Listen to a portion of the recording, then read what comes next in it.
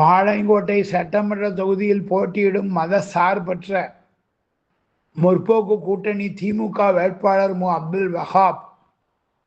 இன்று மாலை மேலப்பாளையத்தை அடுத்துள்ள கருங்குளத்தில் பிரச்சாரம் மேற்கொண்டார். இந்த பிரச்சாரத்தில் 48வது வார்டு திமுக நிர்வாகிகள், பொதுக்குழு உறுப்பினர் என் சுடலை கண்ணு, வட்டச் செயலாளர் தங்கையா பாண்டியன், வார்டு நிர்வாகிகள் மாரிப்பாண்டி, யமகா முருகன், இளைஞரணி கண்ணையா, அவைத்தலைவர் முருகன், துணை செயலாளர் ஆறுமுகன், 49வது வார்டு மாமன்ற உறுப்பினர்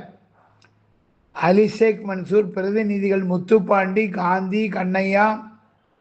பொருளாளர் செல்வம், துணை செயலாளர் மாலா, டெய்லர் முருகன், ஜிபி பிரோஸ்கான், பாலகிருஷ்ணன், மதி, டிடிசி பாலையா, திருமால் பாண்டியன், செல்லத்துறை, பரவேசம், அழகேசன், மீனாட்சி ஆச்சாரி, செல்வம் ஆசாரி, அம்மையப்பன், மாரியப்பன், சுப்பையா, சங்கரன், இ முருகன், பிஎல்ஓ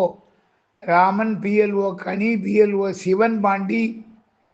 இசக்கி பாண்டி, மணி, முருகன் செட்டியார், மீனாட்சி சுந்தரம், மலையரசன், துரைராஜ், முருகன், நாட்டாமை கணேசன், பாலச்சந்தர் உட்பட ஏராளமானோர் கலந்து கொண்டனர்.